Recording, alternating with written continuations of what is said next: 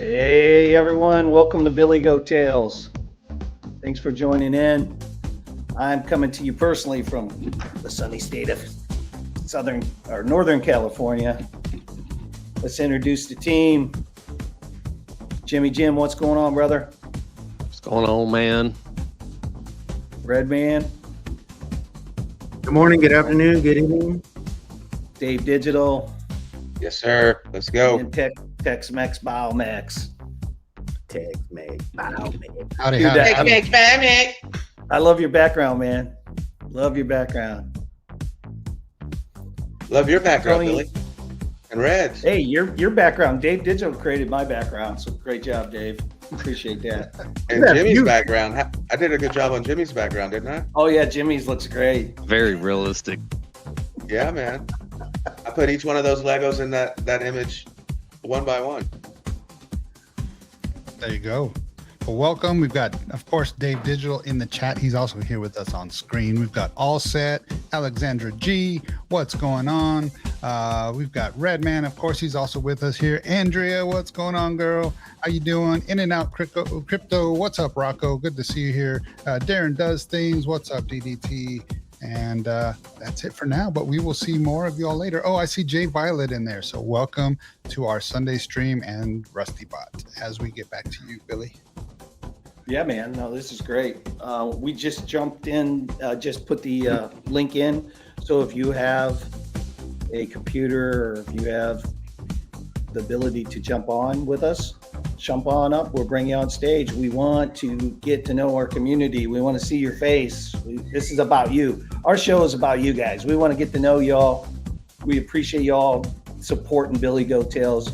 One of the things that I wanted to take a moment to talk about before we get into some heart and soul of some of these coins that we're going to be talking about is our NFT mint, which is next Sunday. Guys, this book is going to be fire. It's an NFT book, and it's all about you guys. Everybody that come up and spoke on it is in the book, and there's only 10 NFTs. It's it. This is a small mint, but we put some Easter eggs in there, and those Easter eggs are going to represent future, what do we call it, Tony? Just future benefits that we don't want to put out there right now. But they're going to have some really cool things. There's a whole new wave, guys, in the NFT marketplace. If you're not into NFTs, we get it. Half of us on the team are not into NFTs. But what's really cool, what's going on with NFTs right now in the marketplace is something very different and is much needed. So NFTs normally would go up in value at mint date, and they would slowly go down, even Bored Ape Yacht Clubs. Okay, I just looked the other day and they're down to $80,000, which is a lot of money, but they were up $400,000. One of them sold for $1 million a piece.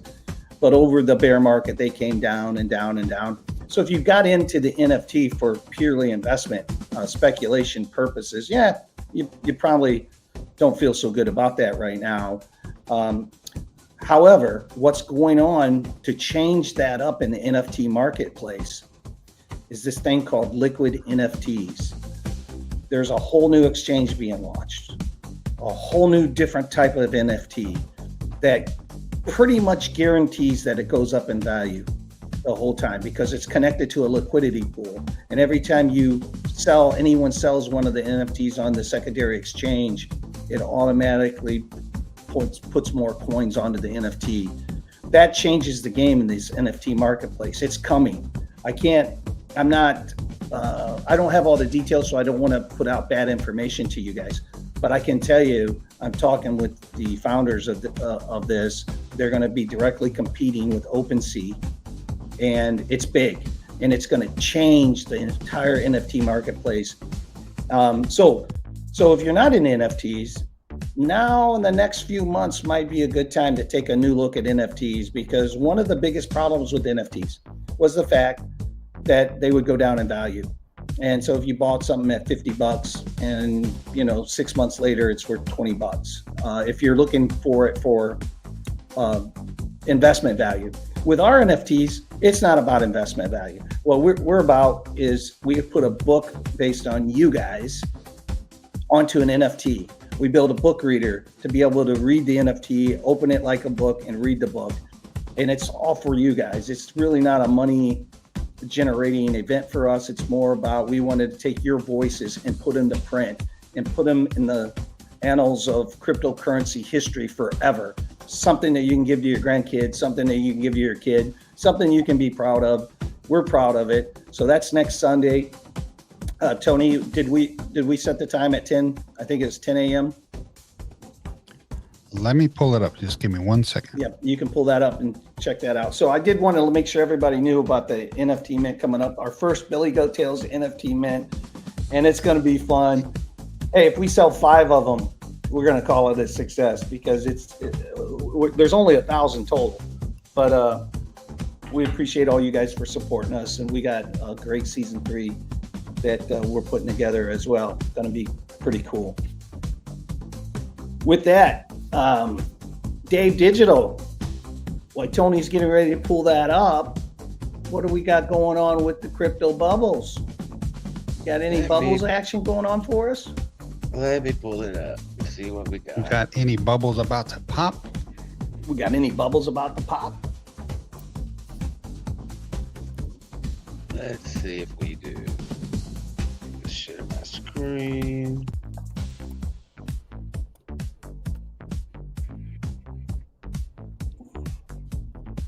Then you'll have to put it up there on the main screen there. There you go. So this is what we have on the day, on the week. Holy cow. See, like, Oh, man. so Arrow, Oh. so there's one, Dave, you know, when you Yeah. talk about Arrow, like, look at Arrow go, man.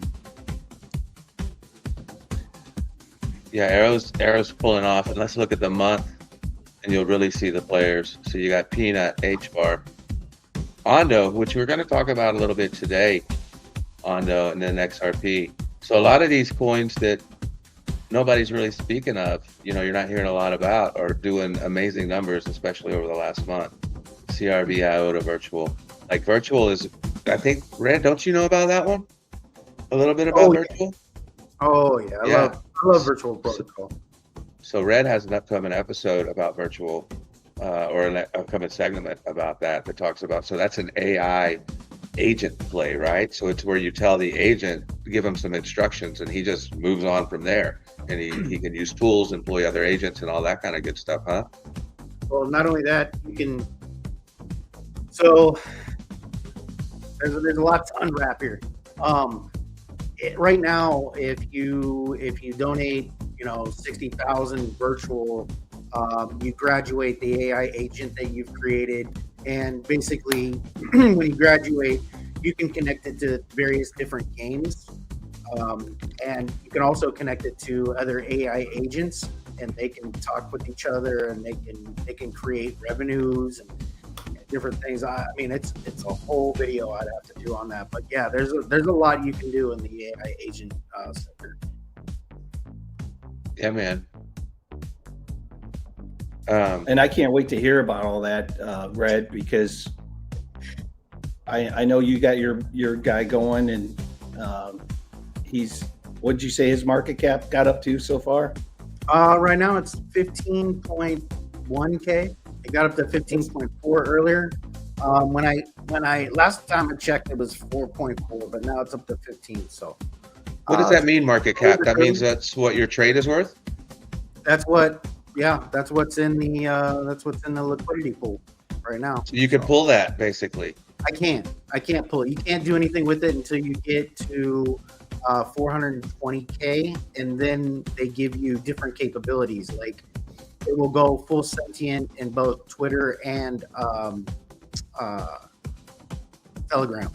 So, but you have to have 420K before that can happen. So, Oh, that's wild. That's wild. Yep. And then we had like H-Bar is just out of nowhere, just popping off. So you see them at the combat sport events, and you see them, popping up here and there. So I don't think that's following along the dinosaur narrative that some of the others are following into. I think H-Bar is going to be. I don't know if what they're doing works. is going to work, but they're the most visible token that I see other than in social media. But like if you go to an event, they're very, very visible. And Yeah, and they're part of TV Karate and Combat. yeah. Yeah, you got to switch H And bar aren't they for, part of UFC too? Aren't they doing UFC something with No, UFC? that's I'm not that's sure. B chain. B chain's doing chain. it, Okay. and they're up 200%. So they're no slouch. Yeah. Either. And even I'll go up 282. So, I mean, there's some movers out there. I think a lot of it is that dino narrative, you know, with people seeing that they're still around. So they go into it whenever they hear Bitcoin is at all-time highs. They look for those other plays as some retail. But other than that, you know, that's crypto bubbles. We're at Bitcoin. Where is Bitcoin today? Bitcoin's at 100,000 and we're blinking eyes at it. It's like it's not a big deal anymore. You know, to me, it's a huge deal. Bitcoin's at 100,000. I think that's phenomenal. You know, from where we came from a long time ago, even at 16,000. You know, but and I don't remember, but I remember people say that weren't we at 3,000 during COVID or something? Wasn't it like we really popped low down, during COVID? yeah.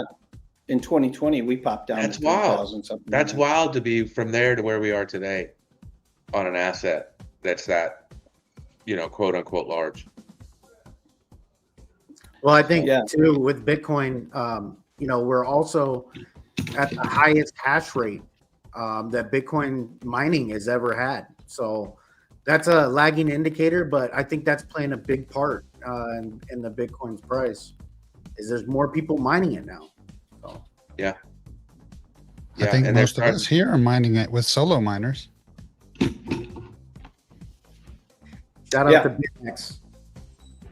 Yeah, I saw. I don't know if he's in here or not. RMT, I saw you post that this is a beautiful thing to see, and it was the BitX solo miner. It looked like hit a block, or a BitX miner. Maybe it wasn't a solo miner, but and I asked if that was yours because that was cool. It'd be great if it was a solo miner. I have both of mine running. Be nice to hit a Bitcoin block with one of those, wouldn't it? It wouldn't suck. Hey, the rewards is Wouldn't suck. so yeah, you'll get 200K if you hit a block. You know, or you get more than that now. You get 350K now. So because Bitcoin's 100K, so Yeah. $150 investment, you make 300K off of it, man. You're looking pretty good. It'd be nice, man. I hope someone on our team hits that thing. I'll just tell you right now, if I hit, we're splitting it. We're splitting that thing. Welcome, We're DDT. going to Jimmy's house. We're going to Jimmy's house and help him decorate for Halloween. Hello. Good evening. I hear background music. All right, DDT is in the house. Well, Billy, I can go into some of that mint information now. Yeah, go I ahead, said, man. It's only 10 NFT book covers, kind of like the book.io. They sell a whole bunch of different covers to access to the same book. So it's similar to that. However, it's our own published work. And so we have a total collection is 1,000 NFTs. Actually, the total collection now is right around 990 because we minted those author's edition, which we will do something special with later on, right? So the team has 10 of the author's edition that later on we will either raffle, because those will be special. Those are one-of-ones pretty much. They're one-of-ones of each of the book covers, and we'll have something to do special later on down the road with those, so that the community can maybe gain one of those author's editions. But we mint on, like you said, it's 10 a.m. Eastern, 3 p.m. UTC time on December 15th. So that's next Sunday. Our mint will go live. We are not going to limit how many people can mint. And also the public mint goes on at the same time as the whitelist. So even though the whitelist gives you a slightly lower price, the public mint opens at the same time. So you don't have to worry about, a whole bunch of whitelisters grabbing grabbing them all and trying to up the price in secondary. You'll all have access at the same time. The mint price is 20 ADA for whitelist and 25 ADA for public per NFT. And Yeah, so we're ready. We're excited. We've already tested out the book platform. It's already working. It's already firing on all cylinders. We've already got the Mint website up. We'll have that on our website as well as in our Discord. We will have that. Make sure you don't click on anybody's links or anything else when we put out that Mint site. Don't click anywhere else except if it's posted from our team, because we just, we've seen that in the past, and we don't want to put the link out early because we don't want to allow anybody to spoof that. But we're excited for that. Yeah, man, that's awesome, Tony. Thank you for the details on that. We appreciate it. Redman, what about some coin market cap? You got anything up there ready for us? Yeah, let me share my screen here. Got you right there. Hopefully you guys can see that. But as you can see, I mean, Bitcoin's still number one. It's still trending. It's still number one. It's still over 100K. It's been kind of teeter-tottering between 99,700 and 100K. So we'll see what happens in this next week. Circle, never heard about it. To be honest with you, I'm not even interested in it. Mad, I'm not interested in it. Trump, this is another Trump meme coin. Not really interested. This one right here, Supra. This is on the Binance chain, and I had a chance a couple months ago to get kind of acquainted with this coin, and they were looking for people to start spreading the word about it. This is a very interesting coin. You guys should do your research on this one. Let's go down here. Let's see what's popping off for the last 7 days. Right now, it's going to be Curve DAO token. Curve. Another one of those AI plays. I mean, this thing could go. I mean, this could run. We're up 78% already. I don't think it stops here. And I'm not surprised seeing MogCoin in the top 5 after the Coinbase listing. I mean, it's already up 60%. So Tron, I'm not surprised. And there's your Hedera. There's your H bar right there at 52%. So lots of good things. To be honest with you, I'm most surprised with Uniswap. Uniswap, back in the bear market, there was a lot of people saying this wasn't going to go above $10, and they have totally changed. They have totally turned it around with their profit sharing program they have out now. Uniswap looking pretty tasty right now at $18.48. Billy, I'll send it back over to you. Yeah, and Fear and Greed is at 79. Yesterday is 75, so it went up a little bit. 7 days ago it was 81, and it's popped up in the last few minutes because it was just at 75, so it's went to 79. Something to think about. You're talking about some of those newer coins, Red. I would also say these segments that like these sectors, right? So like DeFi, DePIN, meme. We also have now decentralized science that is really breaking into the fold here. Lots of new projects on decentralized science. I went to a few of them over the week here. Unfortunately, some of the good ones that I found, being in the United States, I couldn't get through. I even used my VPN, and I even used my PAL ID, but they require a phone number to get through, and it clogs it up. But one of the websites that if you folks are checking out, check out Crypto Rank. And what's really cool about Crypto Rank is it gives you a preset of the top gainers and losers, which you can get pretty much anywhere. But these are like some of the newer coins. So the folks that are looking for the fastest moving logs that we talk about all the time, from a trading perspective, you can check them out on Crypto Rank. It's something I've been using here lately, just to see what the momentum is, what the order book is, and to see check on the narrative to see if it's a narrative that resonates with myself or something that I want to get involved in. Let me see if I can share my screen. Share screen. I put the website address in the chat for you guys if you guys want to check it out. Okay. So here you can see the gainers and the losers overview. top 150 fastest growing cryptos. So when we talk about fast moving logs, so, from a trading perspective, if you have momentum, just like looking at money flow, looking at the VWAP, looking at everything that you would want to see and some momentum behind it in order book, from a different visual perspective, this kind of sets that up.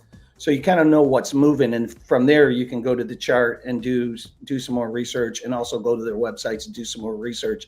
But I keep my eye on this to see what's happening. And I will say the team knows, I've been using this fastest moving log trading philosophy myself, just testing it out for myself. Been doing very well for me, because part of this, and again, we're talking low dollars, not a lot of money, not part of my investment bag.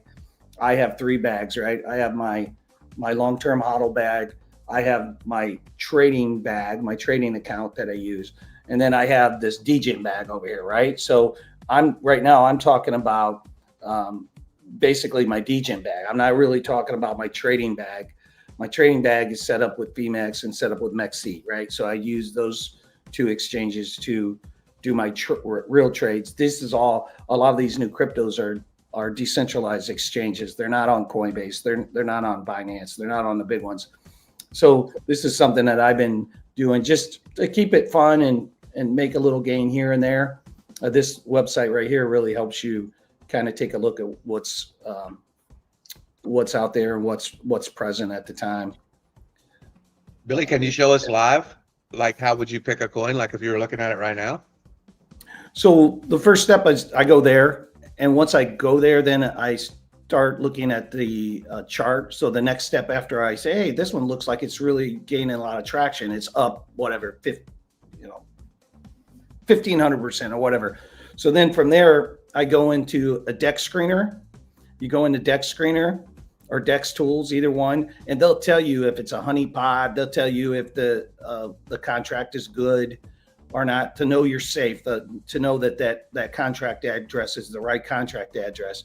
So from there, you look at all that, then you go to the chart, and once you're looking at the chart, you can look for normal trading things to see if it's a good entry point from just looking at everything: POC, value area high, very low, VWAP, everything that volume profile. You can look at all of that, put that together, and just make sure it's a good entry. And then from there, I go to the website and I try to see what the narrative is.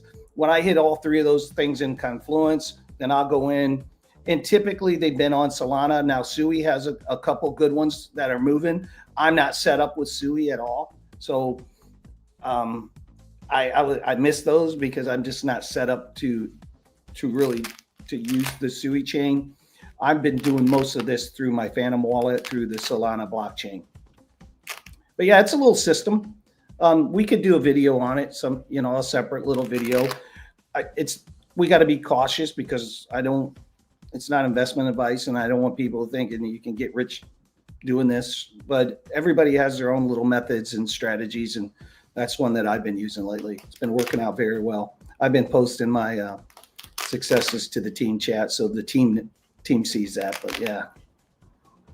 And you always tell us that it's money that you're playing with. It's not your main trading Right. money. It's not your main account. It's not your HODL Bitcoin. This is money specifically that you're educatedly gambling with. In essence, it's the DGen bag, not even the trading bag, right? So the trading bag is more for good, solid trades. And the setup's there, the confluence is there, everything's there, and I'll take a trade with that. I have been swing trading with Coinbase, like got into ONDO at 57 cents, right? Held it for a few months now, right? I took my profits, just so you guys know. I took my profits on, it was too good, right? So some of these swing trades, I have been using even Coinbase to swing trade. Just full disclosure, I do have the monthly subscription, so there's no fees for me when I do that. If you're using it and it's, what is it, 29 bucks a month or something like that, 29, 30 bucks a month. Think about that. You have one couple $1,000 trade, it pays for yourself. So I'm in there enough that it's actually is worth it for me to pay that. Now in the bear market, maybe it is, maybe it isn't. And when I say Coinbase, I mean truly Coinbase, not the Coinbase wallet, the actual exchange. Yeah. Guys, I'm going to have to go get my sunglasses because now I'm outside. I'm like on the patio out here, and now the I've been sun watching you is- light up. Yeah, it's just like I got to go get my sunglasses, so I'm going to be on stream with sunglasses. I'm sorry. Give me. I didn't know Give if me it one was second. that You or were it in the was presence of Billy's God. We didn't aura. know what was going on. Hey, this is a perfect segue for DDT to come up here and handle some trading for us. Yeah, and someone, Mr. Ethereum requested show ETH. So if you want to show some Yeah. Ethereum here and some of that, we can do that. Can everyone hear me? What's going on, Darren? Am I on? Can everyone hear? Yep, good we to can Yeah, man, hear we you. can hear you. Let me just Loud share and screen. clear. You got a nice background, new background there. Yeah. Use generative AI. Our work kind of gives us Adobe access, so I thought, why not try and change the backgrounds and the templates. Yeah, of man, it. and I like to use Canva too a lot. Adobe, I never got into Adobe, but I can do almost anything that somebody can do with Adobe. I can do with Canva. It's free, so I'm not bothered. Okay, so where are we with so Ethereum. We'll probably go up to weekly just quickly. Weekly's starting to push up a bit, and I'll probably have a few levels. But I think, was it last week or week before, I said 3260 where it bounced. It literally bounced right there on the 3260 level, probably from like 2 weeks ago. It's looking good. Money flow still coming up on the weekly. At the moment, what it did, where's the 21 bar? So let me just hide these quickly because these are going to be irrelevant now. This was just like an intermediary range just above where we were. It's now what it's flipped at the moment. Let's hide that to make it a bit better. What it's flipped at the moment is the previous bull market range, or kind of the bull market top range of 2021. So that's there. At the moment, it's still consolidating because it's weekend. It's trying to push up. Printing a daily red dot, and it's fighting with the POC. So generally, this 4,000 level is going to be quite a big level. It's already had three heavy rejections with the 4,000 level. But money flow is your friend here. Still coming up dots. Obviously, because of the pullback and the rejection on Friday, that obviously just sets it into consolidation a bit, which is good. Generally, when that happens, it will obviously just consolidate and hopefully build some more bullish momentum to break this POC. But from what I'm seeing, 4-hour red dot or green dot on the trigger, 30-minute, we might have a 15-minute crossed green via the 1/16th market cipher strategies.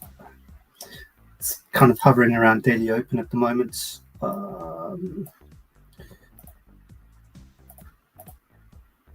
Yeah, it's kind of hovering around the local POC. So yeah, it's just consolidating. It looks good. Considering it was lagging so much and considering it's come up quite a bit this week specifically, it's pretty much primed for, it's looking primed for more of a move up just based on money flow. Money flow looks good, high time frame still. Nothing to really be kind of concerned about. But also what it did here, quickly just double checking, where's my drawing tools? You can see here, it swept there, which is this local liquidity. When did it sweep that?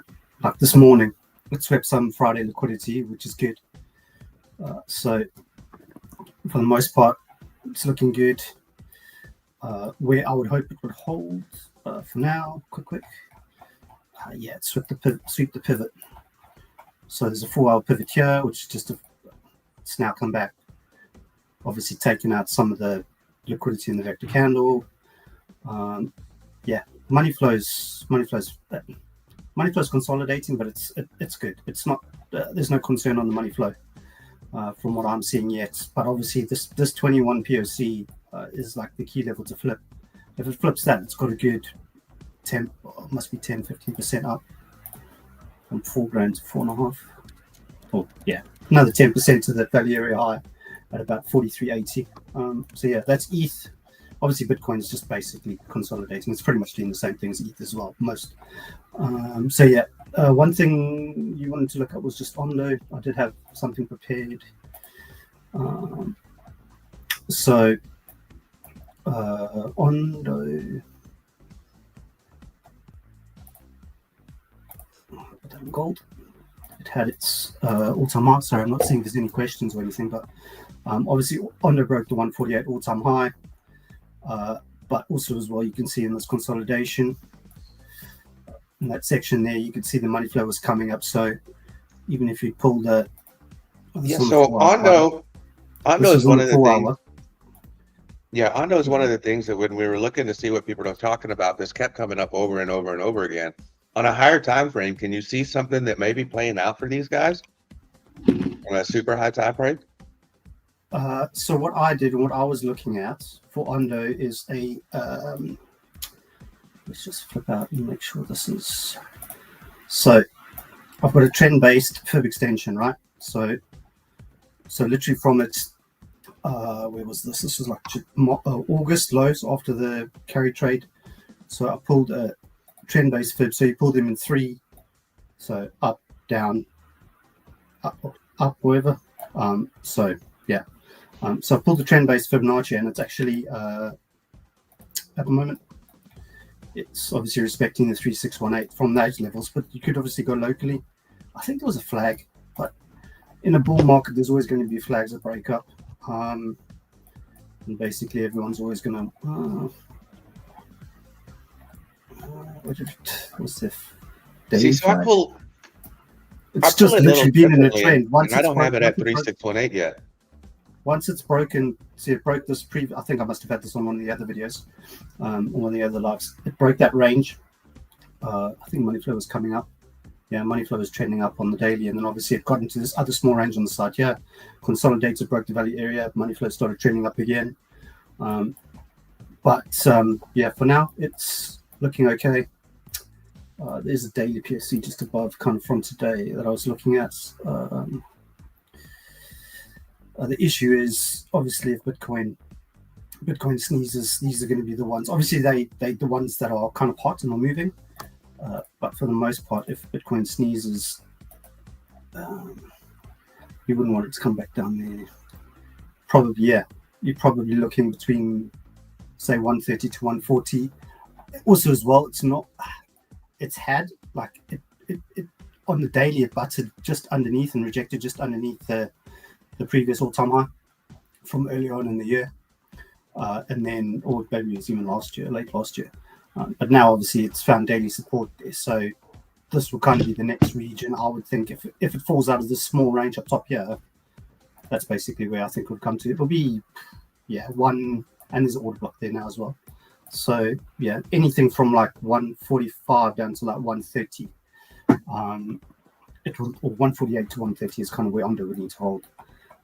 Yeah, I think that would be a healthy reset. But I also don't think where do you pull? So the way I was taught to pull a fib wasn't that the 3-step method that you guys do. It's just from the last. So on a high time frame, it's from the biggest move down or the last big move down. And so when I do it just like that, it pulls my extensions where the 3618 is way up at $4, 410. Yes, because that's extension. It's not trend-based extension. So there's obviously 2 different factors. So yeah, you probably just going high to low, or probably yeah. So like there to there, and then extending Fibonacci. Obviously, so it's going to make a huge mess. And then obviously you extend the 3618. But yeah, so I do trend-based because obviously then it's just kind of the scalping things. So see, I just pulled from the low to the higher low, and then that obviously sets you up. But you can even go further. You can even go if you want to hide these. And have you heard anything on the wires of why it's trending so hard right now? I know RWA is a big deal, but ONDO's a different type finance RWA, yeah? Yes, it's to digitize. I thought it was property, wasn't it initially? I don't think no. So what I was looking at, of course, I have to ask AI sometimes, but it was telling me that it's different from the ones that do property. It doesn't really focus on that. It focuses on financial assets or different financial products. So yeah, I it thought it was pulls something to do crypto with financial investors products, then interlead into kind of obviously mortgages or property or those type of things. But from what I can remember from looking at it back in the day, locally there's not really much. It needs to break. We'll need to break that high there. We'll need to break 188 basically to get back into price discovery. But as well, I think BlackRock own a bag of this as well. I think that's kind of one of the things. I think all the snoops, what they're doing is they're looking at BlackRock's like wallets. I don't know, they got that fund with a whole lot of coins in it, and obviously, I think there was a transaction a while ago that BlackRock bought more. So I think that might have kind of got the bees going in the nest to start reaccumulating. But yeah, that's ONDO. I don't know if there's anything else. Pepe. She Pepe. Andy wants Pepe. Yeah. I don't even know if I've got much updated TA. I mean, I do have one after Pepe that we could look at. It's in the title. Well, there's a couple in the title that we want to take a look Full at. disclosure, I hold CHILLGUY. CHILLGUY is one of the newest memes that I've bought as well. Yeah, there seems to be a lot of talk about CHILLGUY too. I mean, you saw it at first, and even some people saying that they're not paid, like people that I trust, like Tom, that said, I just wanted to post it because I thought it looked cool. So I put the little CHILLGUY on my Twitter post. So it seems like it's getting a lot of traction. I've got sources, so that's why. But obviously, I bought it at like 30-something cents. I mean, it's just us. You can tell us your sources. It's a friend who's got VC connections. Okay. So yeah, but they're really degenerate. Like their fund, they'll buy. They generally are a lot more risk. They look for risk. They won't buy Bitcoin. They won't buy ETH. Like they're in the trenches. They're like a meme coin, a VC fund out of Dubai, whatever you call it. Like they're more riskier, but they take less. So as a VC firm, what they would do is they would only take like I think $50,000 or $100,000, right? Whereas you find some like maybe like a huge VC fund is looking like if you want to invest with them or kind of put your money to work with them, you're looking like a few $1 million. So they have like I don't know what you call it, like a cooperative. And then they just deep in the trenches buying meme coins and kind of so Pepe, what are we looking at? Let's obviously flip this range again, all-time highs. This was the range of, I might have been looking at this some probably here as well. So yeah, typical market cipher coming up, money flow coming up as it broke the value area high. It's actually, was this Friday that it came down? No, it was Tuesday the 26th.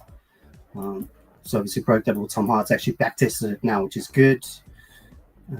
I would say if I was going to look at Pepe coming down again, to Wiki, probably looking at the POC of this range, which would be a decent high low on the daily time frame. Obviously, there's narrative, because of meme coin super cycle or kind of this Murad guy's thesis. So it's looking good. I think, it's obviously got listings, I think, as well recently. It started getting listings, and that's probably what pushed it as well. It's obviously got retail interest. So, don't know if there was another level up. So Andy wants to know basically, should she sell her Pepe now, Darren, or what? That's a tough one. If they've not taken any profit, generally when price discovery is generally one of your first kind of or generally what I use, obviously not financial advice, but when something hits price discovery, that's kind of your first target, I would say. If you've been holding from like the bottom of the bear market, or if you've been holding since it launched, since this bottom range. But I think it's Pepe's my biggest bag, so I've taken some profits and I've traded some. Its market cap is quite big now. It's a few billion market cap, so it's kind of sitting with the likes. Or obviously, it's not as big as Doge and Sheep, but it's kind of in that kind of realm now. So it takes more to move it. And so yeah, I personally, if I was holding Pepe, which I don't, I would have kind of started to take some profit here. But plus also as well, kind of, there could be still multiples left in it, but for the most part, kind of my view is that when something's hitting like Pepe, I'd rather trade it on leverage, lower leverage, and swing trade it up, or swing trade it down if we have a capitulation. So yeah, for the most part, I wouldn't. The thing is as well, obviously, the meme coins can move down quicker, and obviously capitulate if Bitcoin sneezes.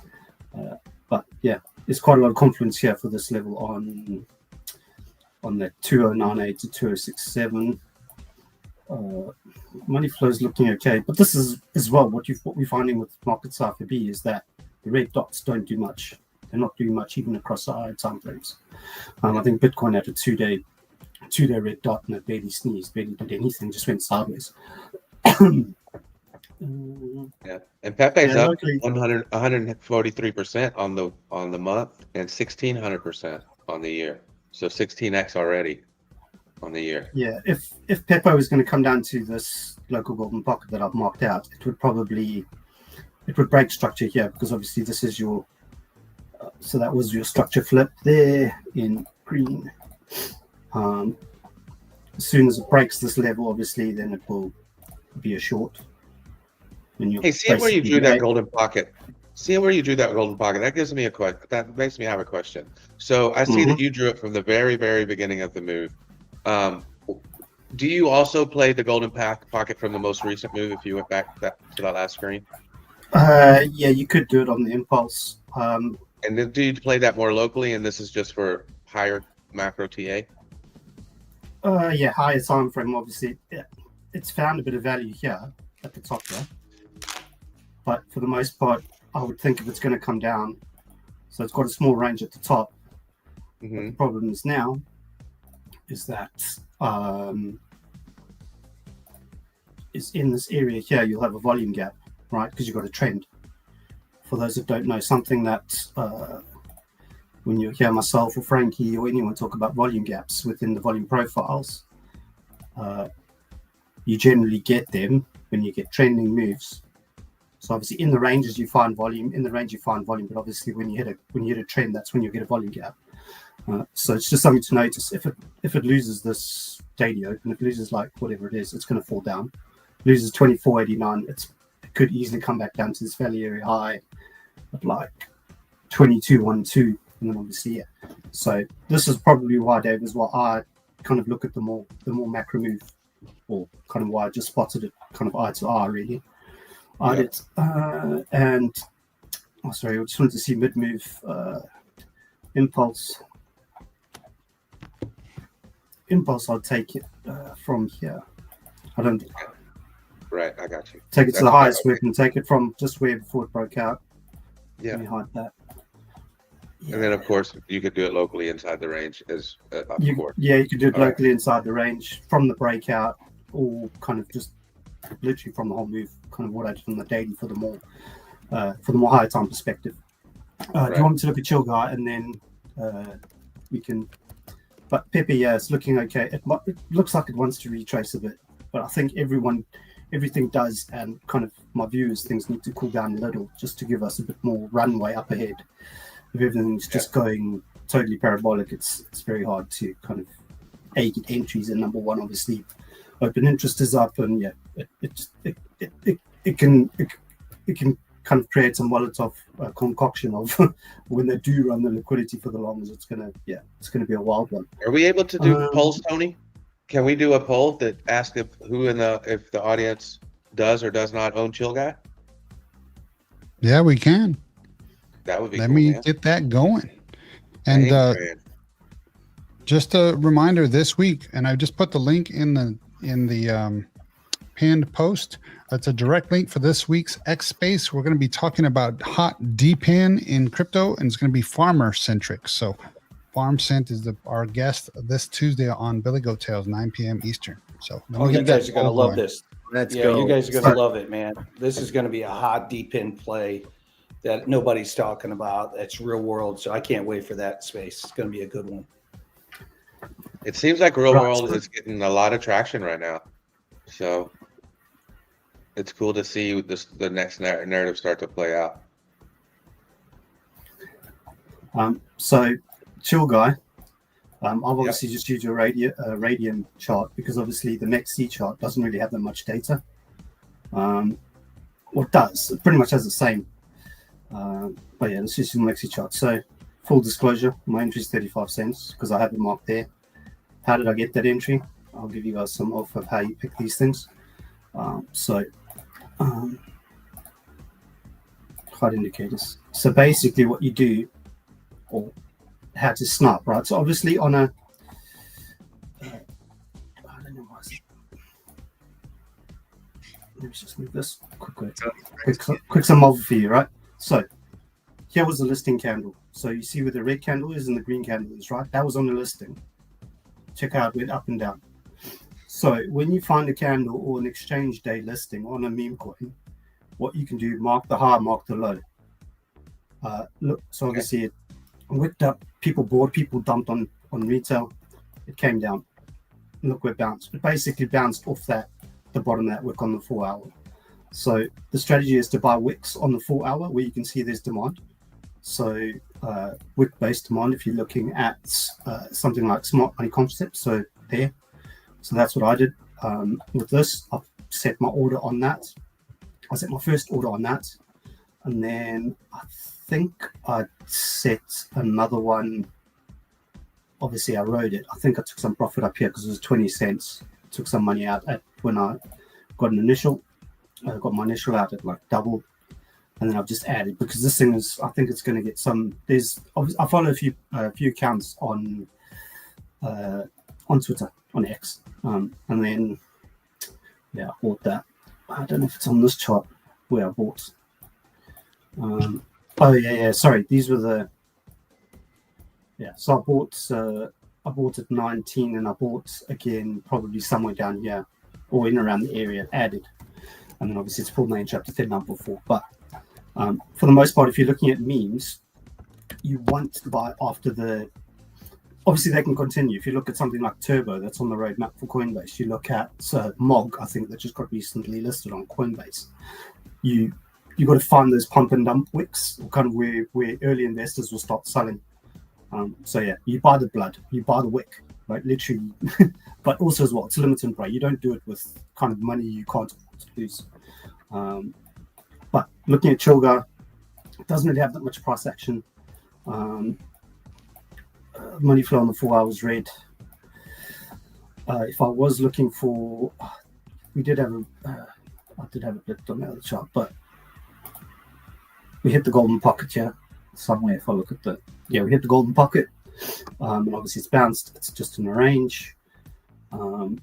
It's obviously ranging out now. So these are the type of moves as well you want with meme coins. You want them to accumulate. You want them to kind of go sideways for a bit, kind of to start building some momentum. But also as well, given kind of the sentiment on CHILLGUY, my expectation is it goes higher. And obviously you can see here, look at the sell wick there. I think this was another listing. I think this was the listing. Well, yeah, obviously this is Radiant, but I think this was another listing, and obviously that's right. So I've got to like 1.30. So anything I have left in now, I'm going to try and take another TP if it gets back up there. Come on, flow. It's just ranging. So provided it holds 38 cents, money flow is starting to come up. It's kind of curving. I would say it wants to go up. I'd hope I hope it does. Some money's coming out. One thing I did notice as well with CHILLGUY, which I can't really show, one of the guys in Frankie's was saying that the perpetuals, because some of the exchanges have perpetual charts, so they heavily shorting it at the moment, maybe as a hedge. And then obviously the spot was buying. There was like a disparity between the spot CVD and the perpetual CVD. So that kind of is good. But from what I know is it's due to get a Binance and a Bybit listing in the next few weeks. So inside alpha, there's a few accounts that I see that on, and obviously they're tracking wallets for the market maker Wintermute. Wintermute is busy accumulating a lot of this. Because What do you see the market cap going to from 430? Where do you see it going if it gets these new listings? Do you see a potential a lot higher for CHILLGUY, or do you think it's? I mean, what do you think? I mean, billion seems high, doesn't it, for a meme coin? $1 billion seems high. What is it now? It's like 300. 430. 430. It could do another double. Could easily get to 900 to $1 billion. But the thing is, so you play it on leverage? No. I would say on a listing when they announce it, yes. Degenerately, obviously not financial advice, but this is what kind of I've seen happen. Like you'll see with there was a few. I think Mooding was one, and yeah. So all of those you see as soon as they get listed on like Binance or whatever, you just see the perpetual CVD if they got perpetual contracts as well, because most exchanges, I think BitGet has CHILLGUY on perps. I don't know which other ones do, but some have perpetual contracts and not spot contracts. So the perpetuals contracts sometimes front run, so they start loading up on long positions, and then obviously spot comes in, big buys, market makers moving liquidity around, and it eats. But yeah, CHILLGUY probably, yeah, it should get to $1 billion, I think, kind of, and that's conservative. But for the most part as well, I would say it needs the Binance listing. Binance or Coinbase are the two drivers for these things.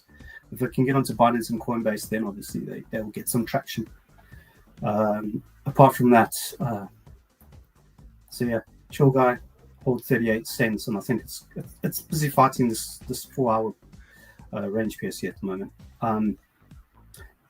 Not too sure if there's anything else that anyone wants me to look at, but CHILLGUY for the most part, 1 hour 30 minutes. It's looking as if it wants to kind of just a side piece. Yeah, it's consolidating. It's not really broken a high or a low, or kind of key high or low yet. So it's just ranging out at the moment. Yeah, so there is one more I wanted you to look at. If you'll pull up on the weekly RXS or REXAS. RXS. And then we can go down from there. Out of 15 responses, nobody owns CHILLGUY just yet. Nobody's got it. I saw that. What? It's RXS on WETH. RXS. Whatever. Rapid. On Uniswap? Yep. Weekly. I did put another poll out. Will Pepe be one of those coins that retail will jump on? Either yes, no, or only Pepe Le Pew. Let me see if I can get more exact on it. It just says REXAS Finance wrapped Ether is where I've got it for Uniswap. I don't know. Yeah, there's not much. It's just up. So yours is kind of going the different directly. Yeah, so this is another RWA play, and there's been mixed. There's a little bit of mixed commotion out there, or talk out there. People on Reddit are asking, is it a scam, like similar to an old project called Wreck-It, which I'm not familiar with, but it seems like a lot of folks are. But then as you look a little deeper into it, man, there's a lot of folks that talk really good about this project. And it seems like, if I can share my screen too, just so you guys can see what I'm looking at, it's got, I mean, it's just kind of been up only that whole time. So that's the weekly. Mm-hmm. And so whenever I looked at it yesterday, you see this little blue line, That's whenever I first noticed it. Of course, I'm not into the project. We bring it up not because we know anything, but to put it on you guys' radar so you can look into it and we can all learn together. But I put it yesterday. This is when I noticed it right here at this line, and it's already 10 or 12%, and it just seems like it doesn't have any downside so far. And this is where ONDO is more financial products RWAs. This is real world assets, such as fine art, such as real estate, and such as things like that. And they're hoping to actually take a part of that huge. I think real estate is the biggest part of our money, right? Isn't the most of it in real estate?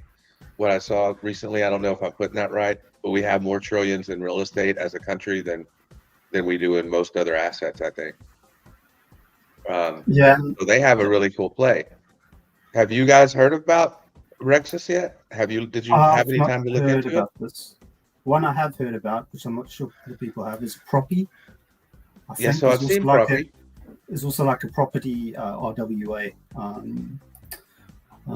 But yeah, the chart on this just until this gets, I think it needs a few exchange listings. Although it's on Uniswap and it's Wrap ETH, it's just tough. It's very tough to look at. It's just trending up. It's just it's up only. It's very hard. I couldn't. What's the ticker on Proppy? Is it just PROP? Let me have a look. Yeah, you can pull it up. Prop. I want to unshare my screen. It's prop USD. Props. I think it's prop on BitGet. Let me just go into my CoinGecko quickly. Okay, I can reshare again and kind of show the differences about between the two. Let me see here. Share the screen. Share again. PRO. Let's go right.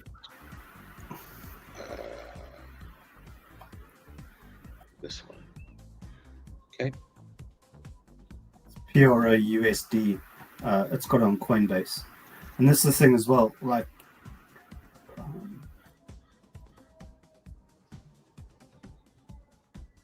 Go ahead. You were saying? I think this might be also on base chain. The PRO USD. Let me just throw a. Sorry, go back. So maybe somebody that understands these terms a little bit better than what I do, Billy, you can kind of explain what I'm about to read here whenever I look at this chart. Let me pull it back up. I just accidentally ran away from it.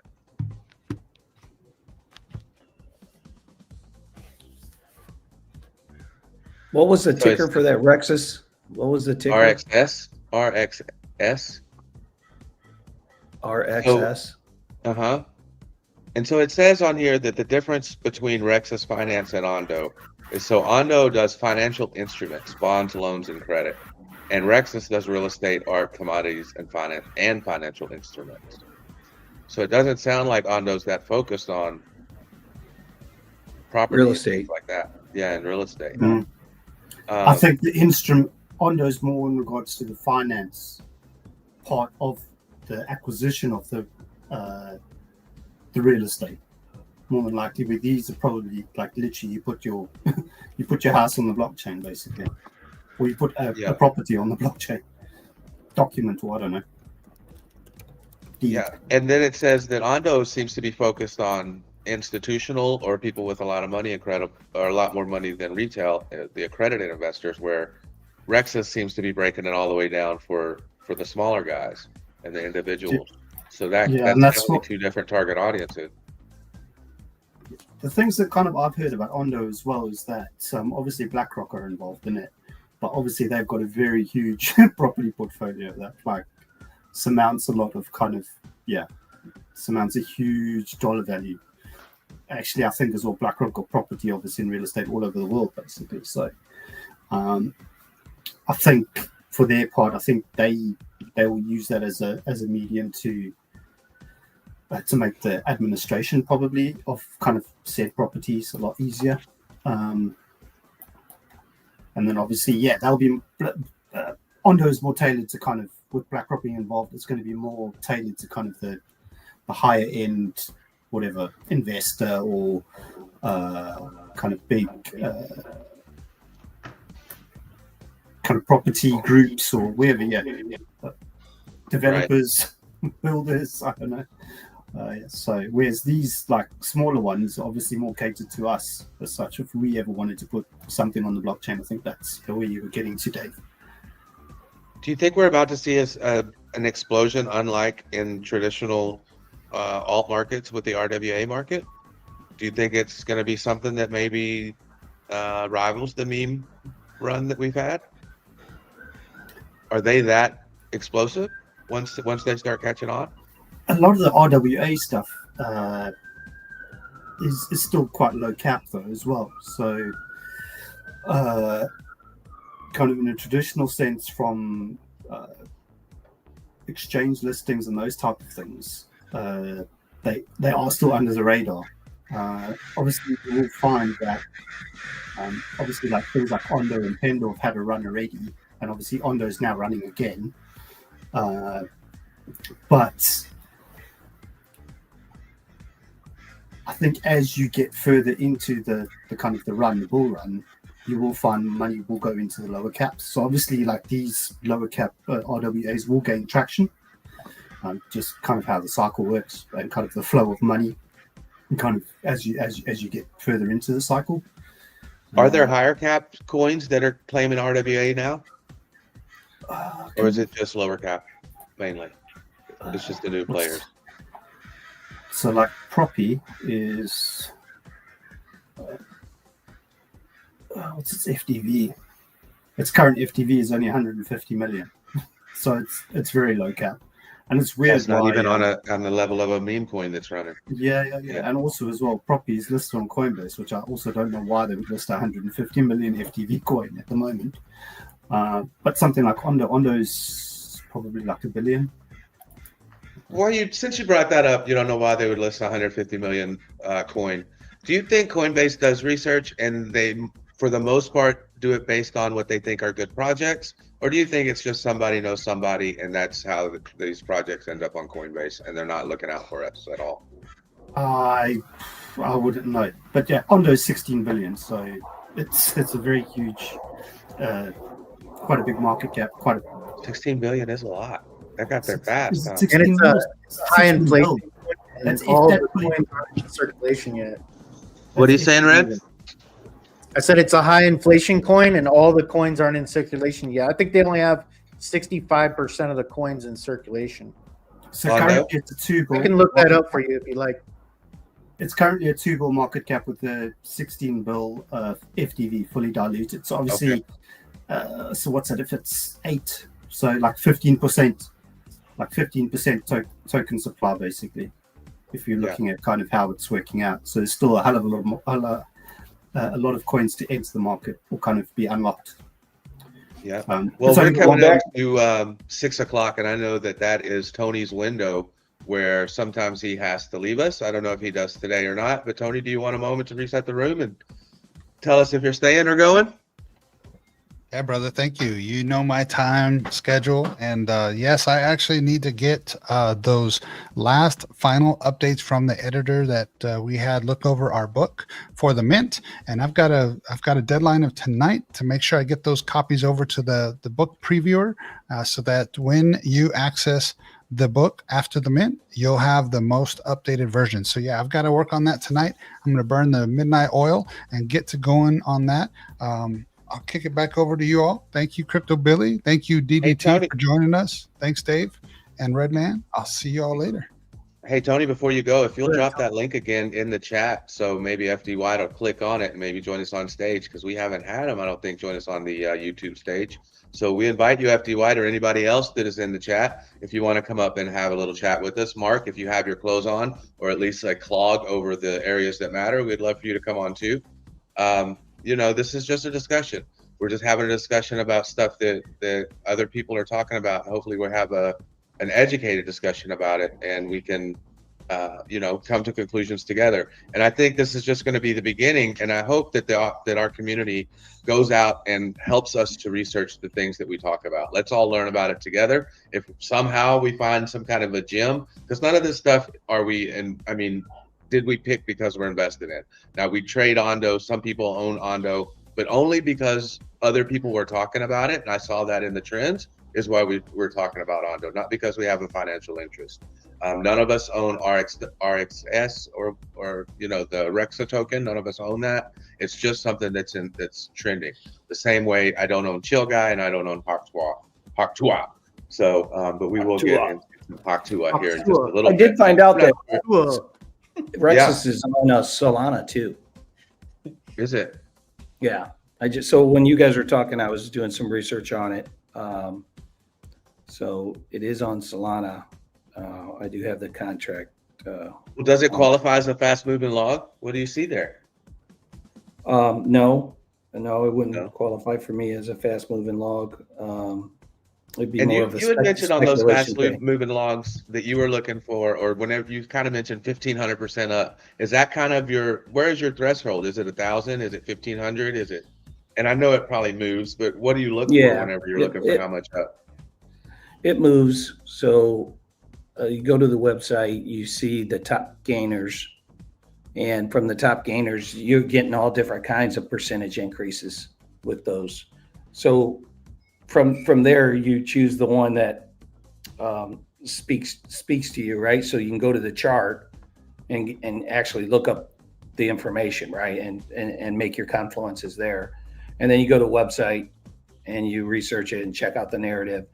And also you will get some of these like HAWKTUAH. It's in the news, right? When you get a lot of the news back in the day when it came out, right? So before she rugged everybody. And what do y'all think about that? Do you think she's smart enough to rug everybody, or do you think they just took advantage of that? It wasn't her. It wasn't her. It was the team. The team that the team was the development team she hired, basically. And don't you think that it seems like a lot of success, a lot of the playbook, not the playbook, but the way it ends up being successful in meme coin world is oftentimes they rug and then the community takes over and then it actually gains traction once the bad players are out? I mean, do you think this has a chance for that, or do you think it's done? Once the devs have sold, you could find a meme can come back to life. Yeah, that's been the play for a lot of them, huh? Yeah, pretty much. These devs, you got to be careful. You got to be. I mean, it's hard to vet devs. So you basically are introduced through the community. Like in the Cardano community, we decided to go with Penguin because through the years we got to know Penguin. We got to know how he does things, how he thinks about things, but he has to go to devs that he's worked with before, right? That we don't know, right? So there is this element of trust, and if you've done a few of the projects with the same dev team, well, there's a lot of trust and credibility build up, right? But it's always a risk because you're writing metadata, you're writing code that you want to make sure is safe for everybody. So there's no real good vetting process for that. It's built on trust and credibility, and it's built on relationships. Then you got to go in and do your own research and ask all the questions up front before you sign the contract, before you say, yeah, you're my team. And so I'm finding that a lot of these devs, man, they're coders. They can write stuff, they can make it happen. But if they got, some bad blood in them, they can do some bad things. So it's always something to be. I mean, they don't even have to really do anything though, Billy. All they have to do is just leak the info out before it's supposed to come out, and I mean that's one way. That's one way to do it. You can, but it also depends on the locked liquidity.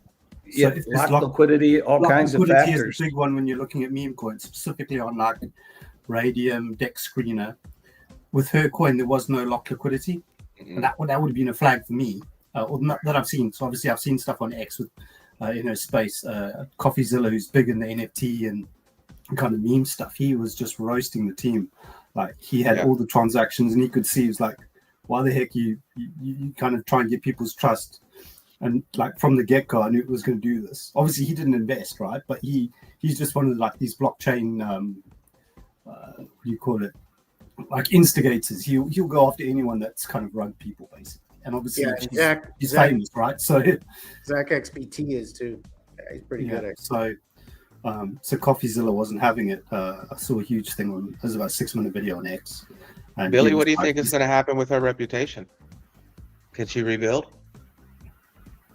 Well, I don't know. It's going to be a long road, right? So she got arrested, right? So they'll find out. Did she get arrested? I heard she got arrested. That's what They I wanted to put her in yet. jail. They want to I put her didn't in hear jail. that. Wow. Yeah, so I think is this it's through like any SEC lawsuit. or CFTC, or was it just local law enforcement? I didn't hear DDT. I'm not sure, but it's like any lawsuit or investigation. Once they get to the bottom of it and find out that it wasn't her, she'll probably be all right. But Dave's right. A lot of these communities get rugged and they come back by the community, and some of them have done really amazing things. It's a hard, long road, but if there's a belief in the community, it can come back from it. I agree with Mr. ETH. These meme coins, right? So we're talking about meme coins simply because, sorry, my outlet says I'm out of power. The meme coins can be a bad thing for the space, right? It could be a really bad thing for the space. So, from an investment standpoint, what we want to do is ensure that you're in good long-term utility plays such as Bitcoin, such as Bitcoin, such as Ethereum, such as Cardano. But since the meme culture is here right now, and since there's a lot of buying going on with the meme coins, we certainly have to talk about them on a crypto space. We certainly don't endorse any of the meme coins ourselves. If I buy these memes, these fast moving logs, it's totally in a degen bag. It's just like going to Vegas and putting a chip on Red 14 in my mind. Not a good way to long-term invest for yourself, right? Of course, when we have these news clips with HAWKTUAH and the situation, we certainly want to talk about it from a standpoint of in the crypto space. But yeah, not investment advice, Mr. ETH, for sure, man. I'm with you on that, brother. I mean, if you're looking for cheap thrills and fly by night gains, memes are the way to go. But yeah, Billy's right. Long-term thesis, you should have very small amount of your portfolio in meme coins. It's just not sustainable over time. Yeah, Jay Violet, I feel sorry for her too. And Gains for Life, thank you for being here. Alexandra G, we appreciate you as always. Look, we got Dark Crash. She's going to remind us to drink water. Drink water, Dark Crash. Love you, brother. Dutchie, it's good to see you too. All you OGs in this chat, we appreciate you. Jeffrey, thanks for popping in as well. I hope you guys all hit the like button for us. Get this message out. We're having a good time with DDT doing some charts and talking about crypto news and what's in the news. And we're just like you guys. We started this channel because we want you guys to come up. We throw out the link. You come on our space. We can sit around and talk what's in the news, what's going on in crypto, how you invest, what's the latest happenings in the crypto space. And that's part of what we do here at Billy Goat Tales. Yeah. And I have a little bit different take on the meme coins. So whether you like them, whether somebody likes them or doesn't like them, I think that the meme coins are how we get adoption. I think it's very similar, and they may not be good for humanity as a whole, but I think it's very similar to porn for the internet. It wasn't good for humanity as a whole, but it was great for adoption. So, and I think that's where the meme coins are going to come in, something very similar to that. It may not be good for everything as a whole, but for adoption, I think it's really good. Well, there's no doubt about it, Dave. I mean, look at Doge. All right. So Doge probably has created, second to Bitcoin, probably some of the most adoption in the whole space. You have the younger crowd on Reddit they're always figuring out what's flying off the shelves the fastest. And so my son, who got me into crypto, got into crypto with Doge, right? So his group of young friends and Reddit bought Doge. He started talking to me about it, and I got into Bitcoin through that connection. So it is, the meme coins are here to stay. I don't necessarily think that you're going to have the main ones like Bonk, like Shib, like Doge, now Pepe.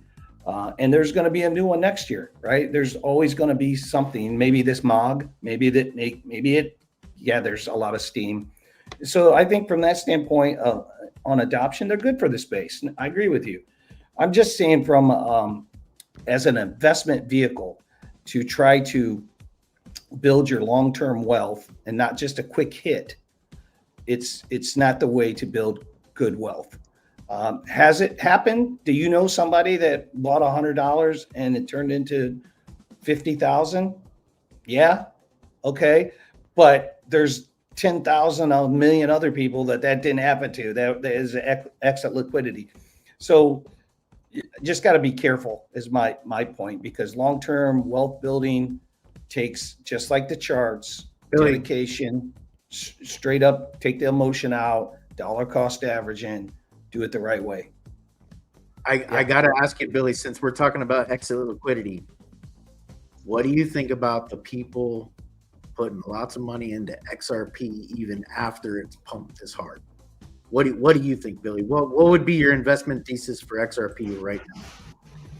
Well, XRP for me personally, not investment advice, how I look at it, XRP is a long hold. I've held XRP since either 17 or 19. I'd have to go back and look, but it is a 17 or 19, one of the two.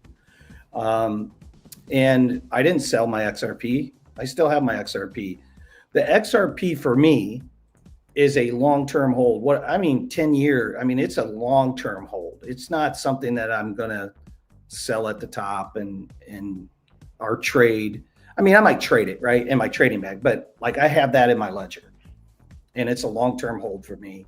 It's just like Bitcoin. I trade Bitcoin, but my real bag of Bitcoin's in my ledger. And I'm not going to, even though I do believe, and the math works out to prove this out, that you would make more money if us OGs at the top of the 4-year cycle, we know what's going to happen, and it would be beneficial to, I could take all the Bitcoin out and put it in, buy some muscle cars. Muscle cars are a great investment. I've never been hurt one time on muscle car returns. So you buy a muscle car, you buy a 66 GTO at the top, you put it in your garage, you drive it, you have fun with it for 18 months, 24 months, you sell it, you rebuy Bitcoin at the bottom. You could do something like that. You could put it in a real estate. You could do something like that, or you could short it all the way down for a year and a half, right? We know people that have done that. I know MIM has done that. MIM has told us he's short for a long time. Goes short. There's the money side of that does work out to be better than just holding Bitcoin through the ups and the downs. If you did the math on that, it would prove out that those would be good strategies. I just don't want to do all that work. I don't want to sell the Bitcoin, pay the tax on that, go out, take that money, move it to my bank account, take that cash, go out and buy a muscle car, go to the auctions, go around, do all the research. And I used to when I was younger. Yeah, work was fun. It wasn't work, but nah, it's just, I'm holding it in Bitcoin. So for XRP, it's a long hold for me. I'm not selling my XRP. It'll go down. So here's the thing.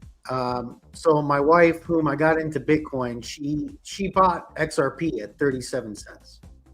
So she checked her portfolio last night and did the whole, oh my gosh, holy cow, it's now worth $1,600 from a $300 investment. And my wife instantly was like, I'm going to sell.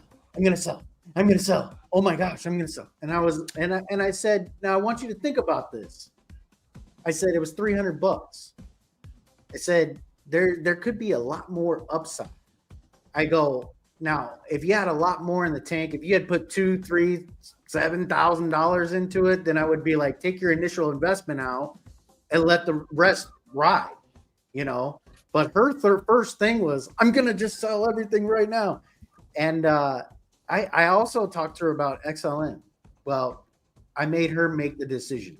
She stuck with the XRP. She took her initial investment out on the XRP, kept the rest in there. And then she went and bought XLM. So she's doing the ecosystem play. So she thinks because XRP pumped, now it's XLM's turn. And I think that's smart. I think that's smart. Well, if you go back and look at all the ISO coins, which is XLM and XRP and ADA and Quant and what's some Stellar Lumens, you go back and HBAR, look at what's happened. I mean, they've pumped, right? It seems like all these ISO coins are doing fairly well together. Now, the whole general market's doing well, don't get me wrong, but there's this consistent piece like ADA, it had its big move and it really just keeps slowly grinding up. It comes back down. I don't know what it is right now. DDT, last I look, is like $1.19, but it's been hovering in that new, it's creating the new bottom, right? It's creating its new value area low. And so all of these ISO coins, look at HBAR. They're kind of creating their new support structure. And it's interesting because they don't look to be like, it really seems like there's a lot of fundamental structure behind those ISO coins right now. Now, what's going on behind the scenes in Washington, DC? Trump's doing a transition, right? So he's putting his people together. They're having meetings. Trust me, the secret hand, the power players, they're all understanding what the direction is going to be before we all know it, right? And what they're going to be doing, what policies they're going to be initiating, and who are those players that are going to be part of those policies, and what projects are going to be part of those. That stuff's all being worked out right now. Trust me, there's conversation. Now, those people on those teams, they're the inside people, right? They're the ones that get the information, get the alpha first. You start seeing these moves, you got to start thinking, what do they know that I don't know? Now, from a pure technical analysis standpoint, it doesn't matter, right? But from a pure, hey, can I get ahead of this curve and get into a good project like XRP that you know is on the rails, pre-approved by the United States government, that's probably not a bad thought process to do your research on and go out and explore. I'm looking right now. Let me find I'm in the categories on CoinGecko. I'm going to try to find the ISO points here. Put them up on the screen. Let's see if they're in here. Bitcoin's getting a little bit of a pump. Let's go, Big Born. I'm in a little bit of a lull. Starting to break weekend consolidation. We just had the 4-hour green dot confirm on markets offer B. So Somebody asked if ADA was an ISO coin. Yes, it is. It is? Yes. Oh, I didn't know that. Yeah, it is an ISO coin. Yeah, I didn't even So it's like XLM, XDC, XRP, Quant, ADA. I'm going from memory here, man. What's the other one? You have to pull it up, but those are definitely ISO coins. The ones that I just HBAR, yeah, HBAR. I switched over. I'm looking through CoinMarketCap now. Yeah, Crypto Anon just said XLM's pumped right along with XRP.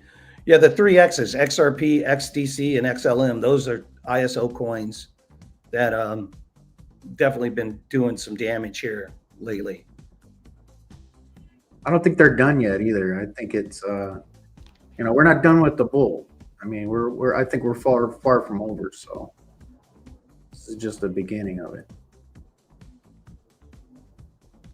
Man, where the heck did they put it at? I don't know. I can't find it right now. So it's a XRP, ADA, Quant, Algo, Stellar, which is XLM, HBAR, and XDC, ISO 222 or 20022, I guess is the right proper way to say it. So those are all coins pre-granted